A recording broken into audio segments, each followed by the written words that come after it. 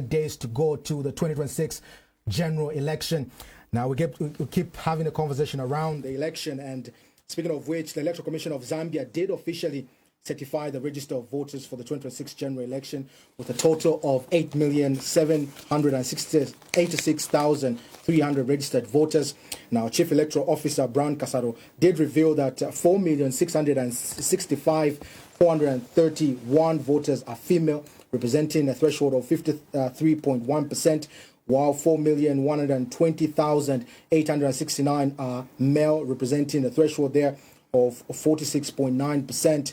But he further disclosed that 4,066,423 registered voters are youth, accounting for 46.3% of the total voter population, while 20,162 are persons with disability.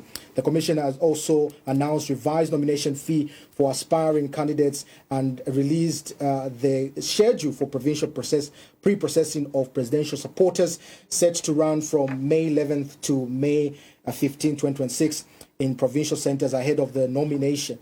That is. Joining me to speak more into these key issues is Mr. Mata Skota, ECZ Acting Manager Election.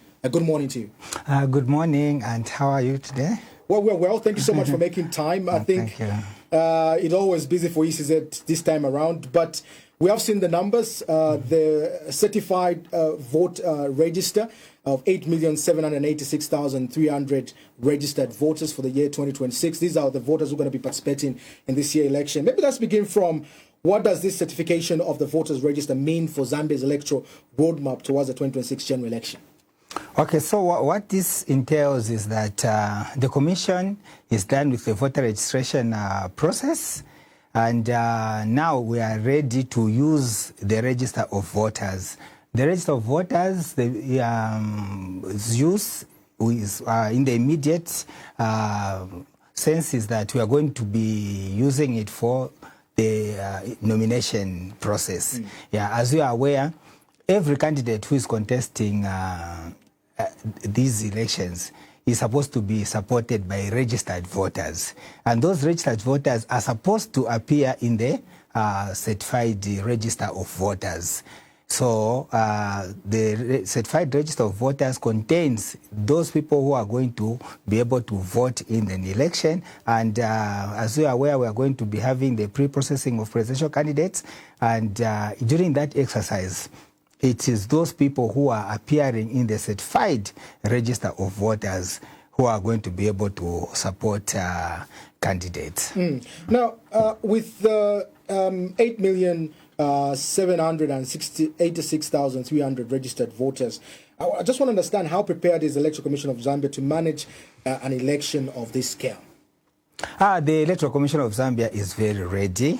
As you are aware, or as you may be aware, the Electoral Commission of Zambia sets up a number of polling stations. They can be a voting center. For example, maybe in 2021, the voting center had 950 voters. And due to the new voters who have been added, remember that 8 million voters plus is spread across the whole country and spread across the different polling stations where voter registration was taking place. So the preparedness of the Electoral Commission of Zambia is by increasing the number of polling stations. Say, for example, at that particular school where there was one polling station and then there were maybe 950 voters. Now that there are 1.4 million, we have increased the number of polling stations to 2 polling stations, and we are going to deploy another set of staff to manage the other polling station. So in terms of managing, we are going to manage those numbers to facilitate their voting and their convenience to vote. Further, even the number of ballot papers is going to be increased so that we can be able to cater for that number. Each polling station is going to be given the appropriate number of ballot papers, staff. So the Commission is very ready to manage that scale. Right. I want to look at a comparison here, and because we had an election in 2021, and now we have the numbers have now increased. We have seen an increase there, and if my director can just project the numbers in terms of what we had in 2021 and what we have now in 2026 in terms of figures. I understand that there's been quite a bit of a rise there. So you can see it's 7,023,000 for the year 2021 there. But I just want to speak into what could have caused a bit of this increase that we have seen in this year's election. Yes, you may note that the increase is actually 25.1% increase, which is very encouraging, because this increase is also supported by the demographic increase in population in the country. The increase was actually expected, a 25% increase, like you have said, from 7,023,499 to the 8.7 million that you have mentioned. And further, there were also some voters who came on board who did not register previously for various reasons. Some probably did not have an NRC, or they were not motivated to register. But this time they've come on board, and hence this increase. Yeah. Now, if we look at in terms of percentage there, we can understand that the youth there, they're making up 46.3% of registered voters. I want to understand in terms of what strategy the ECZ is putting in place to make sure that they encourage active youth participation on election day, because most of the time we understand that youth sometimes make up the majority of people that usually turn out in numbers to vote. But how is the ECZ making sure that these people are equipped with information so that they can actively participate during the time of voting? Yeah, so the Electoral Commission of Zambia is utilizing various channels of communication, and part of the channels of communication that is targeting the youths is social media. We are on TikTok, we are on Instagram, we are on Facebook.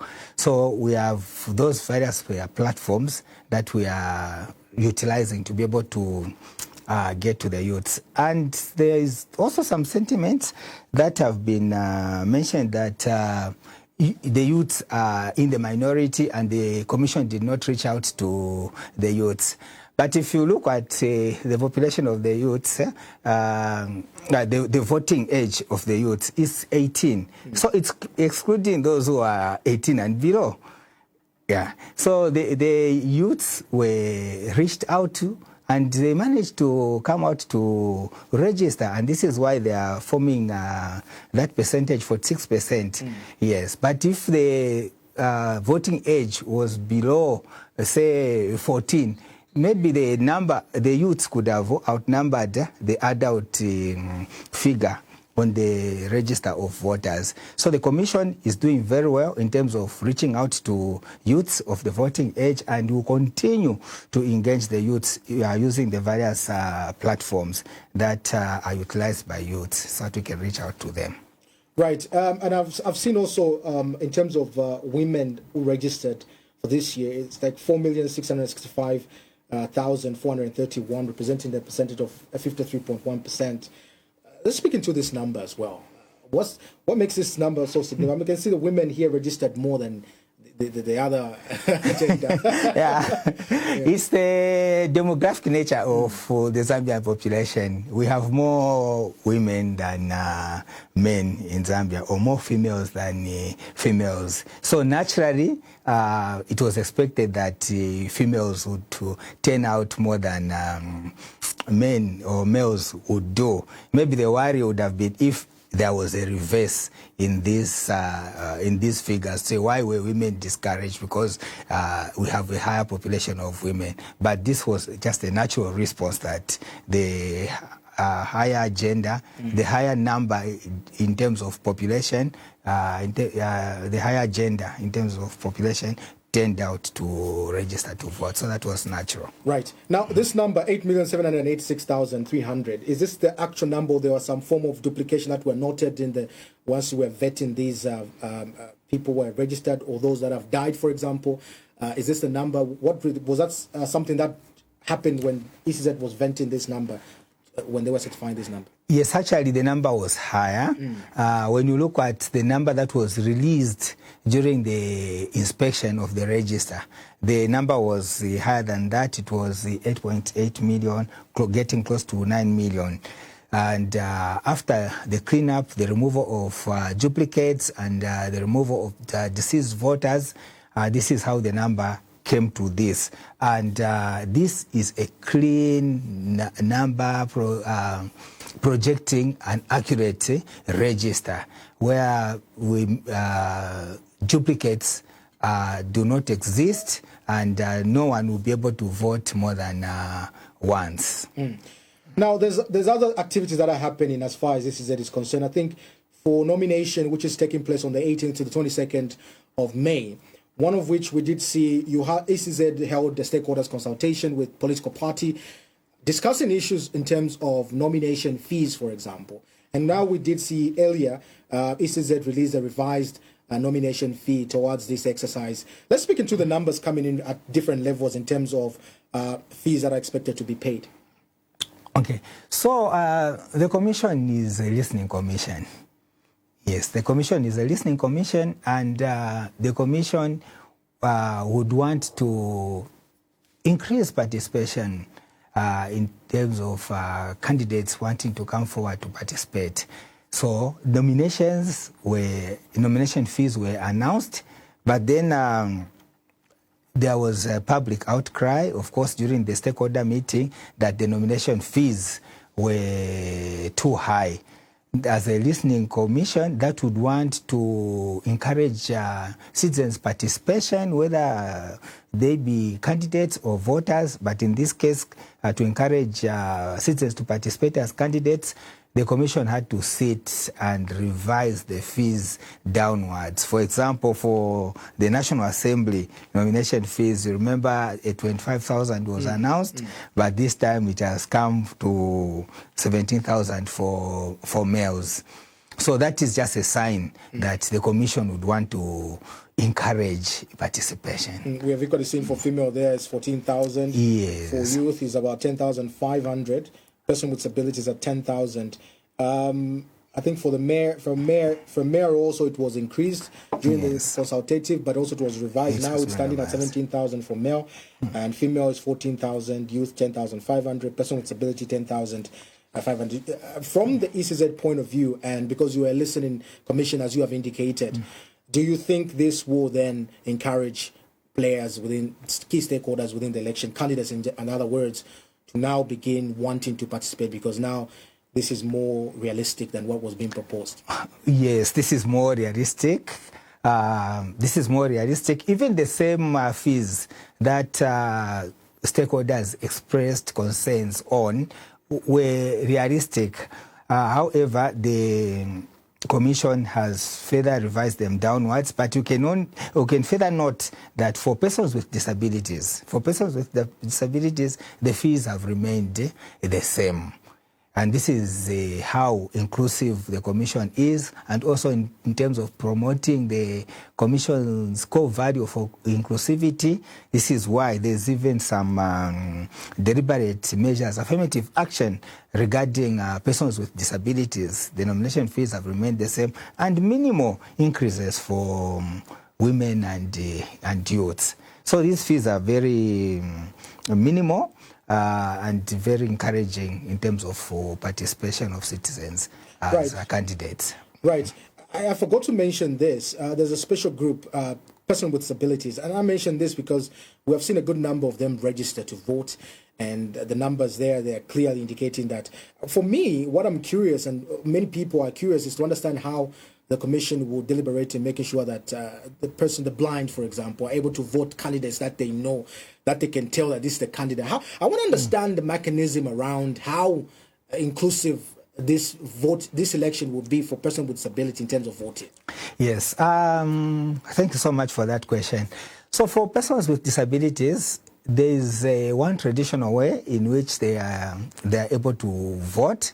Of course, they are encouraged to come with a relative or friend whom they trust, whom they can mention the choice to. they'll mention, oh, this is my candidate, and then the person is going to mark the ballot paper for them. However, the commission would want to promote the secrets of the vote for every voter, so that no one else is able to know whom they have voted for. And this is why we have a ballot paper template for the blind, where we would want to promote the secrets of the vote, and when a blind person votes, no one would know. How this ballot paper template works is that a blind voter is going to get a ballot paper, mark on that ballot paper, and then slot their ballot paper in that ballot paper jacket, which has holes. And if their candidate, for example, was on number 6 or number 6, they will just count the number of holes, 1, 2, 3, 4 up to 6, and then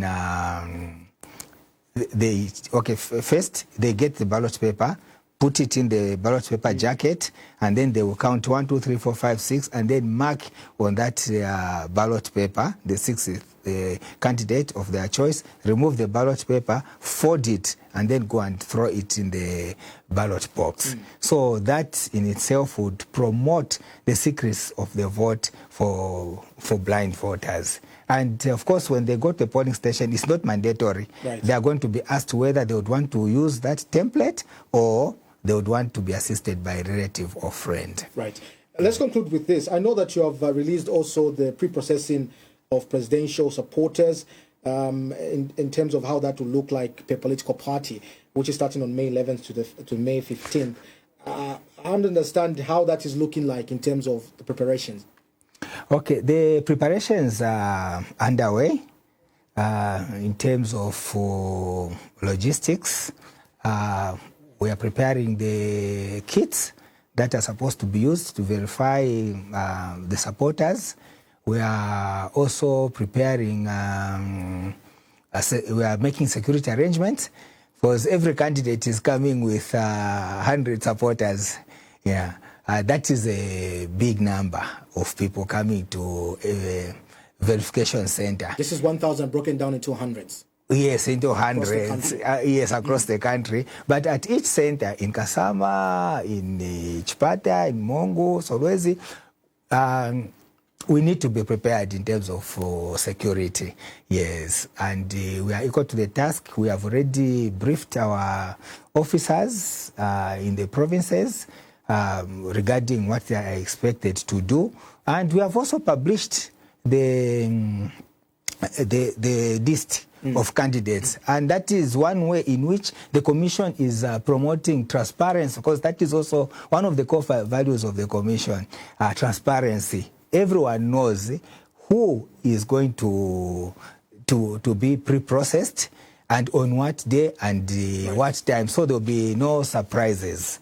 Yes, and we have also put down there, when you look at the notice, we have been transparent and open enough to, and there will be no surprises for any candidate on that particular day that the commission did not tell us about this or that. We have given out all the information that is required to the political parties and the aspiring candidates. We are saying political parties and aspiring candidates because you may not that some candidates' name are appearing without a political party. So this is why we are using the term political parties and candidates. Right. Now, Mr. Mata, we will definitely be following through this process and definitely engaging you even further to understand what the outcome would be looking like. But thank you so much for making time on the Zambian Vote. Thank you so much for hosting us, and we look forward to coming back. Right, definitely. We'll definitely bring you back. I was speaking with Mr. Mata Sikota, who is ECZ Acting Manager Elections, as we just talking into the certified voter register, and equally worth touching on the revised nomination fees and the pre-processing of presidential supporters, which kicks off on May 11th to the 15th of this month, 2026. We'll definitely look forward to what the outcome would be. But for now, we're going to take a short break, and when we come back, we'll be speaking with Saboi Imboela NDC president, as we get to speak into election matter and how prepared the opposition are as far as the general election is concerned. Let's take a break.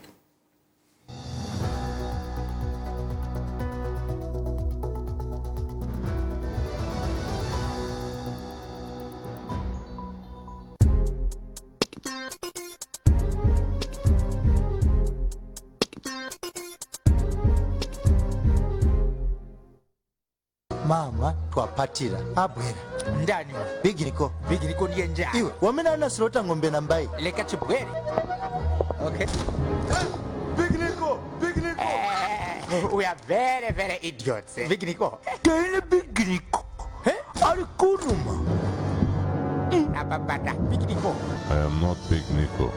huh? Big Nico is my boss. Wabikabu starting umwene wa film Tarachana presents you bandits. Alikwizo oyo ita Wildcat Chona wa mtenge. Chona wa mtengere simu. Hey, hold up.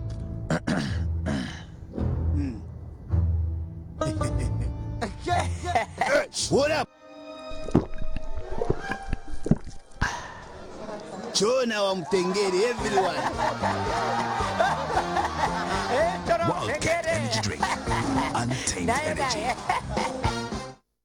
Good evening and welcome to the greatest show on earth. This is a people's game. They will be bubbling about this one for weeks and months to come.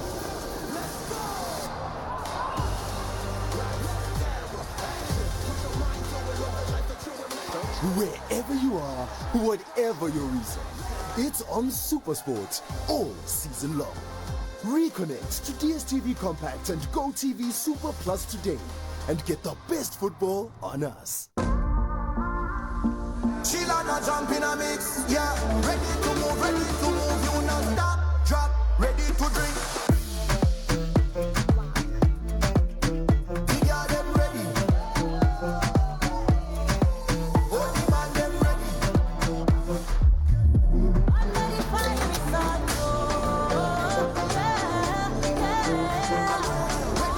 Ready to move, you not stop, drop, ready to drink. Leadership isn't for the faint-hearted. From boardrooms to battlefields, true leaders punch through the challenges. They weather the storms and spice up the game. Wow. With precision and grit. Wow. There we go. I thought that would not happen. Yeah. They drive results and they think outside the box. Way outside. Resilience is key. Diversity fuels innovation. Leadership is about exposure. Get inspired by those who've seen it all. CEO Secrets Season 2. It's all about resilience, endurance, tenacity, and diversity. Coming soon on Diamond TV, 271 on DSTV, 20 on GoTV, Diamond TV Online on Facebook. Today, Start big with Big Tree cornflakes. Big Tree cornflakes. The end of your journey will be big. Stay on your feet, chase to achieve. Give it your all and just believe that it's gonna be big when you start with Big Tree cornflakes. Start with big today. Big Tree cornflakes. Remember to always keep it, do it in whatever you do it, keep it in whatever you do. Today, the best maize grain Zambia has to offer are perfectly toasted into golden flakes that pack a big crunch. Today, start big with Big Tree cornflakes. Whether you run a hotel, lodge, or guest house, keep your guests entertained and coming back for more with DSTV for Business. Our DSTV stay package options match your needs and budget. Make your visitor stay unforgettable with the best channels for sport, blockbuster movies and series, kids inspiration, lifestyle, documentaries, news, and more. Contact us today and let your guests experience your business at its best with DSTV for Business.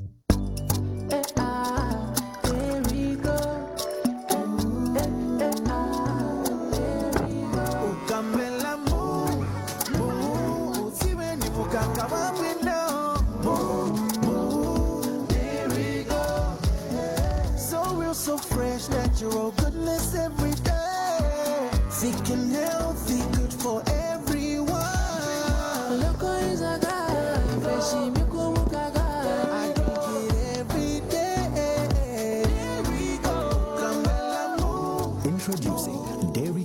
full cream milk. From our carefully selected farms to your home. Packed with all the nutrients you need every day.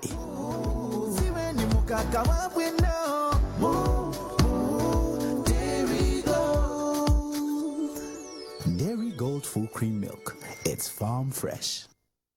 Trade Kings, improving lives. Got GoTV? Then GoTV Stream is already yours. It's your screen, your vibe, your schedule, your rules. That means going from the big screen to literally any screen. And instead of just catching the highlights later, you'll catch it live. It's the same GoTV you love your way. And it's worth every penny. Download the GoTV Stream app today and start streaming your way. Imagine having nature's secrets to health and vitality in a bottle. Introducing Lifeway Shot Health Drink. Ginger for digestion. Beetroot for stamina. Aloe vera for skin. Tamarind for metabolism. Baobab for immune support. Lifeway Shot. Embrace wellness naturally.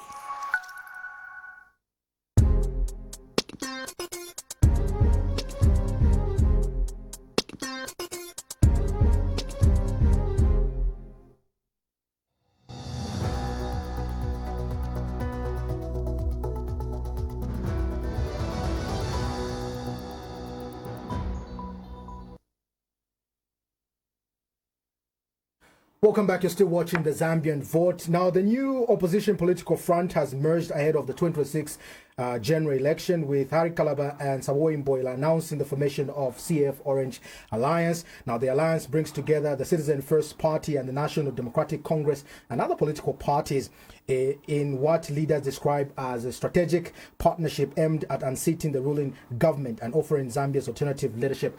This morning, I am joined by Madam Saboi Imboela, National Democratic Congress Party President, as we get to discuss this step that her party has taken, but also what does it really mean as we head towards the 2026 general election. Good morning to you. Good morning. How are you, Ndanje? I am well, thank you. I just want to kick start into this conversation. First and foremost, we have been hearing a number of conversations on social media about this alliance. Some are calling it a fruit. I just want to understand what makes the CF Orange Alliance different from the previous opposition alliance, because you have been in a number of them as well, beside this one, but we're almost now 97 days to go to the general election. Let's speak into this particular bold step that you made as NDC. Well, first and foremost, just to explain to people, I'm sure that a lot of you've seen the questions where they're asking to say, is this orange a fruit or a color? You get the point. Orange, first and foremost, is the color. And if you look at most political parties in Zambia, they normally get their theme colors from the national flag of Zambia. And you know that Zambia has got 4 colors, which is black, orange, red, and green.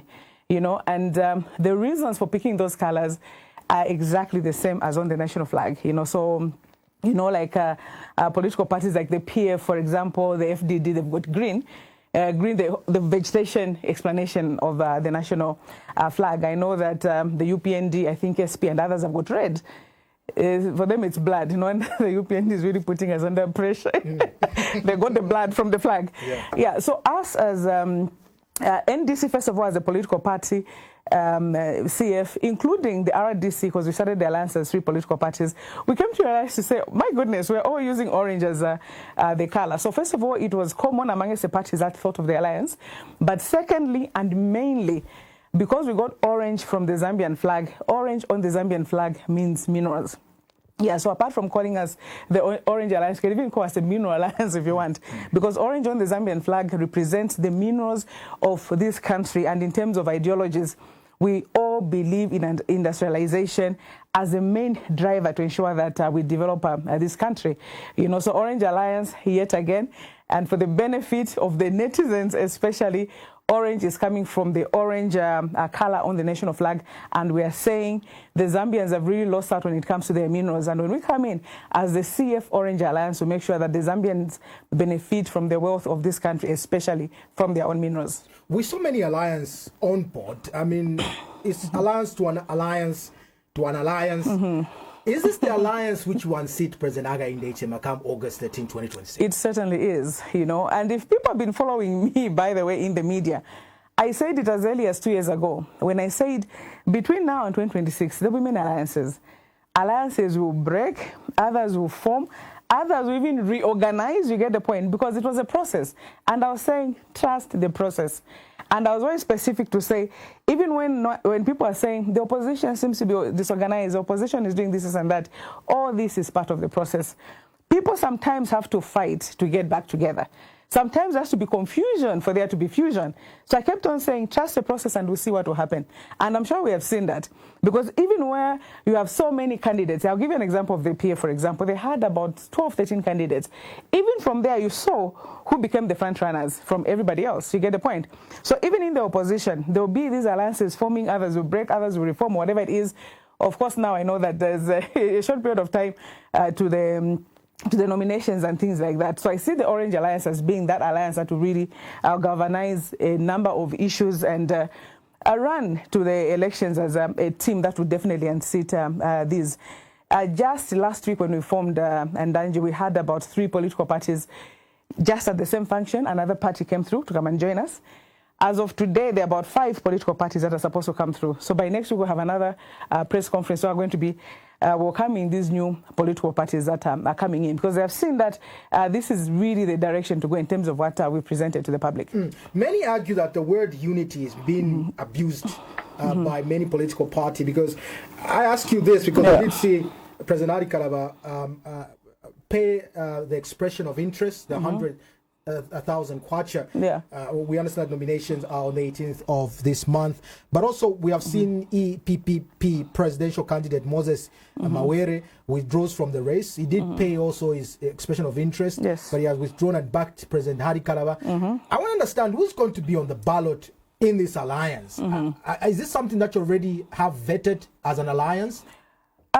You talked about alliances forming quite a lot, right? One of the biggest problems we've had in Zambia is the issue of leadership when it comes to an alliance. And that is why some of us said we're not going to be part of another alliance until certain things are put down. By the time we're announcing the CF Orange Alliance, we sat down and we put things on paper. Secondly, the biggest problem that normally causes our alliances to break is the issue of leadership. And we said by the time we'll be forming, we need to choose a leader. So CF Alliance, we have already chosen President Hari Kalaba as a flag bearer.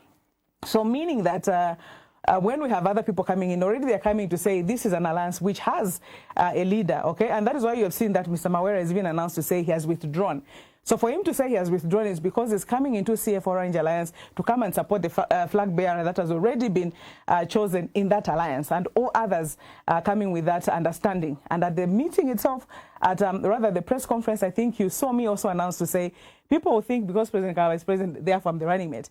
I made it clear even at that press to say I am not the running mate, because we want to leave it open. You know, when we formed the CF Orange Alliance, we only chose one portfolio, which is the president. From the running mates, chairperson, media, chairperson, elections, mobilization, everything we have not chosen.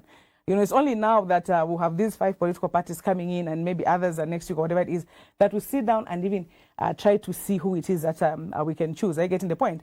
Because this whole issue of people just fighting over leadership is a problem. And no wonder, like you have said, people say, no, let's unite, let's do this. But always come up with a thing whereby they're saying, let's unite, but follow me. You get the point? You can't call for unity with the intention of people coming to follow you. Are you getting the point? If you're really interested in unity, you should say, okay, fine. This is a picture that I am creating. If we're going to unite, let's unite under this or like that. And that's what has been lacking in the opposition. Most alliances are built on ideologies, not just electoral convenience. And I ask you this because that's something that we're going to talk about in terms of comparison with what the UPND are doing, because what the Zambian people now is alternative to what has been provided is what they need, and better alternative in this regard. Are your ideology as NDC in conjunction with CF now, another political party, in tandem at this point for you to form this alliance? Oh, yes, they are. They are. And funny enough, like I said earlier on, we started by, first of all of us believing in the orange part of our flag, which really, really streamlines our minerals to say this is really where our wealth is. Are you getting the point? If you look at Zambia, Zambia's got so much vegetation. so much water, so much land. All this is wealth. So many minerals. Right now, wherever you step in Zambia, there are minerals. Right here in Lusaka. Move in this direction, we're going to Rufunsa this side, the Mumba direction, even Shantombo this side. We have minerals. I get in the point. Mpika, who knew there would be minerals in Mpika? Northwestern, everywhere. A long time ago, we just knew that minerals were in the copper belt. You get the point? And mainly copper. But now we have gold, we've got diamonds, we've got all those things. So with that, there has to be a strategy for us to say this is the direction that we need to go. So I am happy that our political parties, first and foremost, had that conviction. Okay, so if you look at even the slogan of the NDC, we say we believe in industrialization, right? So our main slogan is job creation through industrialization, because everything comes from there. And you know that agriculture also is a good partner to industrialization, because most of the things that you may need industrialization, you may need from the agricultural sector, apart from things, of course, which have to do with minerals and stuff like that. So with that already, you find that with the big industrialization component of the CF, big industrialization component of the RDC, and others also that we've been talking to and everything, we will start by that. All of us believe that we need to eliminate poverty by all means possible. The poverty levels in this country, people living below $2 a day, is just too high. So we are agreeing to say this is the direction that we need to go, and these are the things that we need to use to ensure that we end poverty in this country. So definitely, in terms of ideology, we are in tandem with each other, and mainly also we are democratic by nature.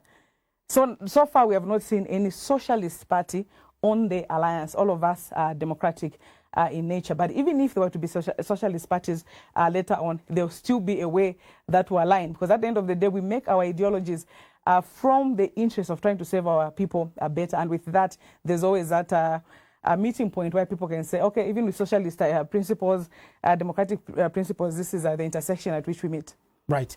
Now, let's cross-evaluate here. UPND have been in office now 4 years plus. They're almost clocking 5 years in terms of their mandate, one of which we have seen also the enactment of the education bill now, which is now law. For them, this is a game changer. CDF, 1.6 million now to 40 million. They have employed, they said they found an employment freeze when they came in. They unfroze it. Now they say they employed a number of people in different sectors. The inflation rate has gone down. I want to understand from what you're proposing here, even in your manifesto here, your key priority here is around issues around poverty and social protection is one of the areas there. Exactly. And your manifesto says poverty is Zambia's biggest democratic failure. Where exactly will you find the money to increase social grants and pension? Because look at also what the UPND have done. They have partial withdrawal with NAPSA. It's a milestone for them. What are you providing that is so different in terms of making sure that the welfare of the Zambian people are taken to where they should be? The most important thing is always to remember that the money that Zambia needs is already here. You know, the biggest problem we've had a lot of leakages. We expected the UPND to close up those leakages because they were able to observe the leakages when they were in the opposition. But they went in and they created more leakages. And I'm saying this based on the Auditor General's reports. We've got more thefts now than we even saw under the PF. And the UPND don't want to talk about this. You know, there are more thefts now. What we want to do is to ensure that we give teeth to institutions like the FIC, institutions like the SEC, the Auditor General himself or herself, because what we have seen is that year in and year out, they give us the reports and it ends there. Are you getting the point? Why should it be, why can't we ensure that every time there is a report, that report now is taken to the law enforcement agencies that should take action against that? Yeah, so number one, Zambia has a lot of money, but with a lot of leakages. We have money as NDC, RDC, EPPP, CF, let me just say the CF Orange Alliance, when we first and foremost close up the leakages, because there's so much money being stolen. Number two, when we have proper policies, the UPND itself, just when it formed government, it ensured that it gave better policies to multinational corporations than they did to their own people. So there's a lot of externalization of money in this country. The wealth of Zambia is in the hands of foreigners. We know that there's so many things that can't be done without extensive capitalization, and we respect that, you know. But there's a way that maybe foreign or multinational corporations can work with the locals, and also proper taxation where people are able to benefit from there. And that's why the UPND have really failed us. So to start with, like I've said, money already is here. We'll start with that money. And then next thing also, we need to create the money. That is why, like I said earlier on, we believe in job creation through industrialization. Kaunda, from the First Republic, they had that vision. But along the way, the vision was killed. Because if you remember, in the First Republic in Danji, there were industries in almost every province and many districts for that matter. We have in the CF Orange Alliance what we are calling one industry, one district, okay? We need to ensure that industrialization is not only respected at provincial level, but at district level. What industrial activity will be happening in Mbala, for example? What industrial activity will be happening in Kasama, in Shiwangandu, in Shangombo, in Chipata? Are you getting the point? Zambia is so blessed with so many resources, different resources in each and every place. We had the motor vehicle assembly under KK in Livingston. I get in the point. The Mansa batteries, Kapirimposhi glass factory, even the Mulungushi and Kafue textiles. We had all those. But once we had privatization and closed those companies up, we never came back as Zambia to say, fine, maybe these things were run down because government did not really run these companies well. So therefore, which companies can we make yet again to ensure that we get back what it is that we're doing? And that is what we are proposing right now as the CF Orange Alliance, to make sure that there's one industry, one district. NDC targets a 9% annual economic growth. I want to stem it down to the Zambian people, the marketeers, those who are working in factories, those who are working in kiosks and shops, because these are the people who are feeling the impact. When you get to speak to these individuals, they want to put food on the table. Regardless of the numbers of inflation dropping, regardless of the projection of the economy, what they want to know is that at the end of the day, they don't have to worry about where they're going to find food from. I want to understand, industrialization is good, adding value to the minerals is good, but what really is the message to make sure that the Zambian people are secure? We had an energy crisis in this country over the last 4 years. It was terrible. It affected so many Zambian people. But now the question is sustainability of this infrastructure. What really are you offering the Zambian people to guarantee them to say, okay, this is the direction we need to take? We're offering the Zambians transparency. You can't run a government without transparency, without accountability. The UPND is running this country on Mingalato, and that is why things are really a mess as they are, you know. When you tell people to say these things are improving, now we have a single-digit inflation and the commodity prices are as high as they are. It just doesn't make sense. No wonder one of our former presidents, Rupia Banda, used to say, "Manamba siana maga, mungashte manipulate mwashachani manamba siana." And I'll repeat that: numbers don't lie. You can manipulate the situation, lie to people, but the farmer in Monze will feel the pinch. The marketeer in Chawama will feel the pinch. Right now, even when they were trying to revise the nomination fees for ECZ, right? We had that ECZ meeting, and the ECZ told us to say, at first they said they were going to increase the figures and everything. And in that meeting we said, then they said they're basing that on the inflation. Okay? Then we said, it doesn't make sense for you to raise the fees based on the inflation, because according to government, they are saying that inflation has dropped to actually a single-digit inflation right now.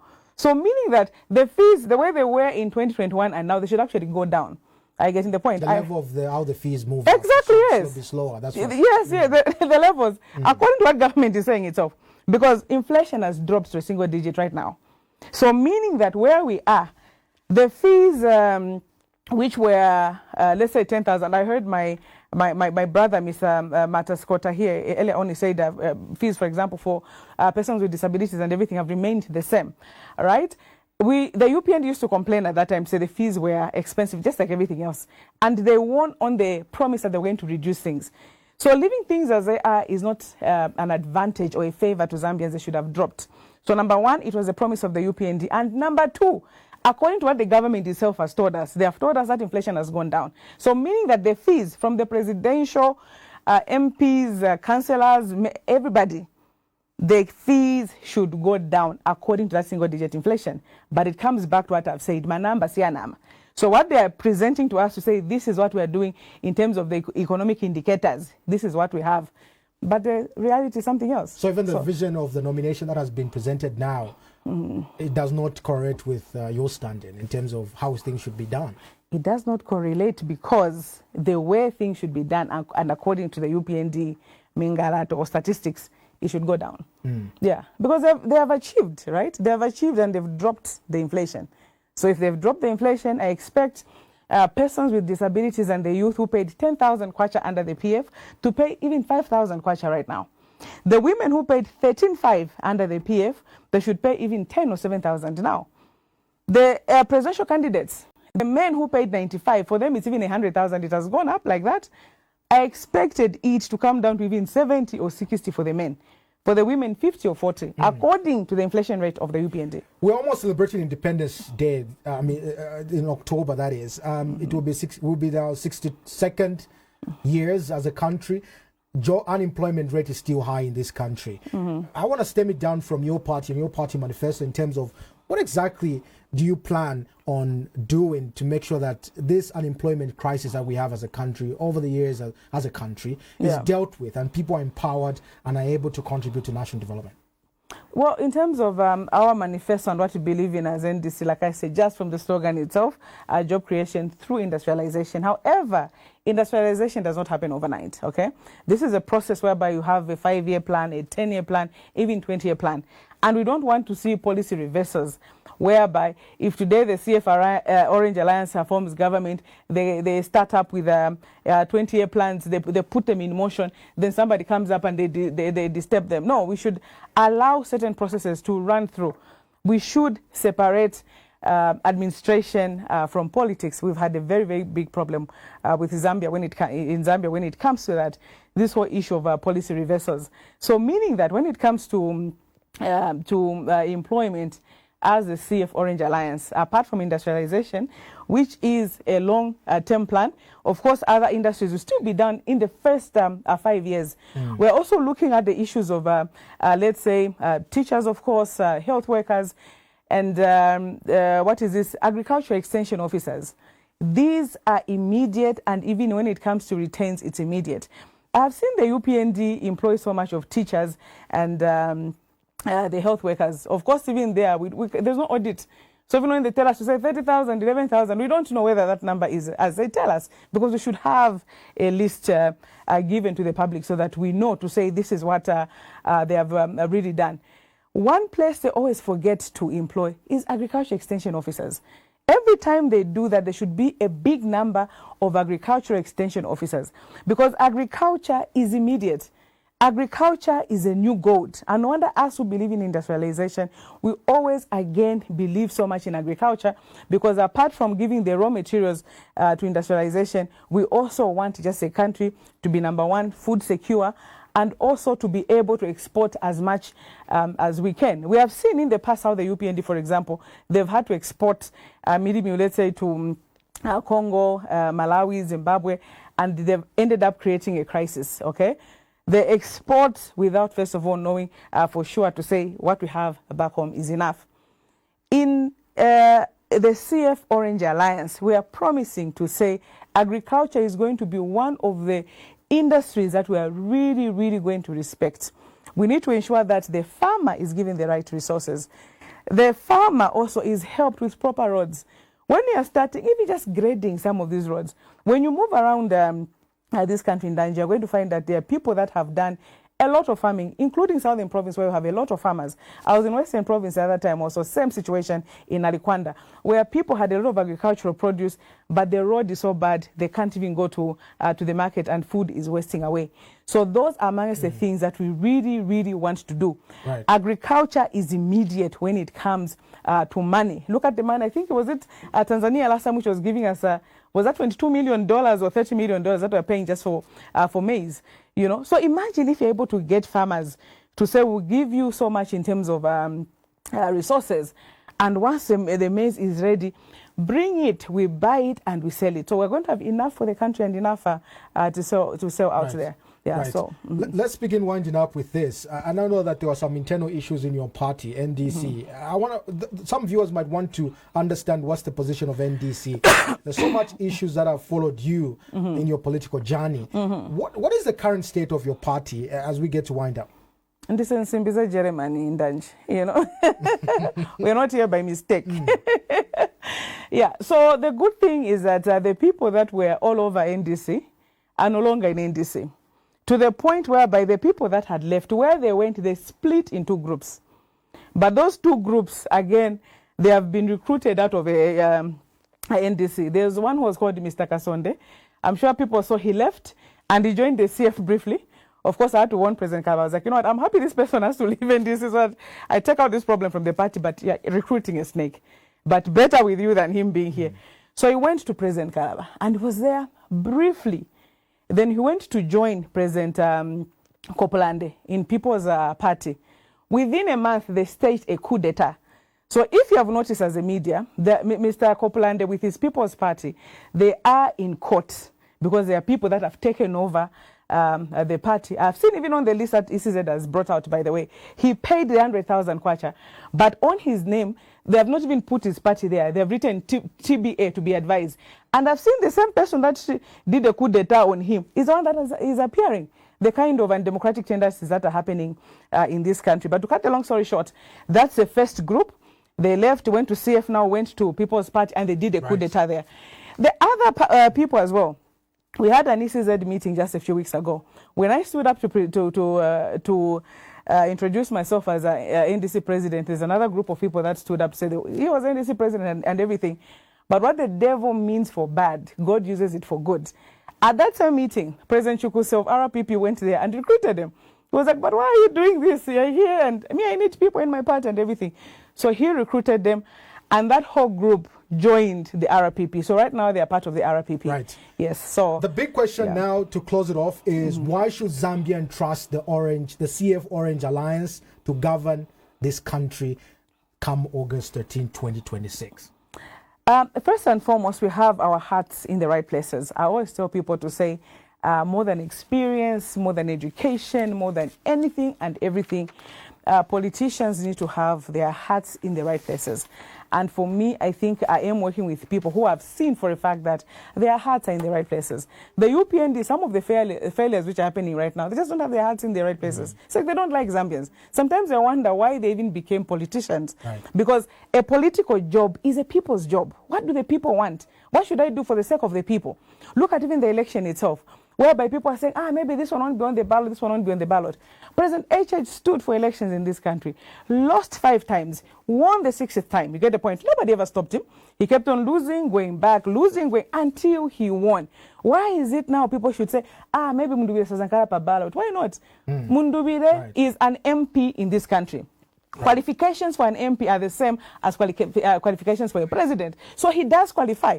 In terms of political parties, it's all about political parties sponsoring a candidate to parliament or to state house. So why is it that under the UPND now things are so difficult? So we are promising more than economic development, just unity, national building, because if you mess up on the political side, you cannot manage on the economic front, and that's the biggest problem of the UPND right now.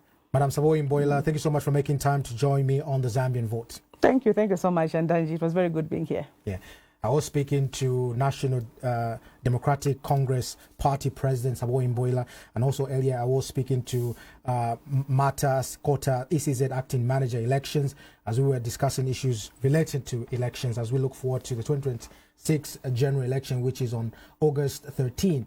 And definitely we'll be giving you more update in terms of our engagement with various stakeholders to understand what their plans are as far as this election is concerned. I've been your host, Ndanji Duncan Simons. Like I always say, whatever you might be doing, make sure it is profitable.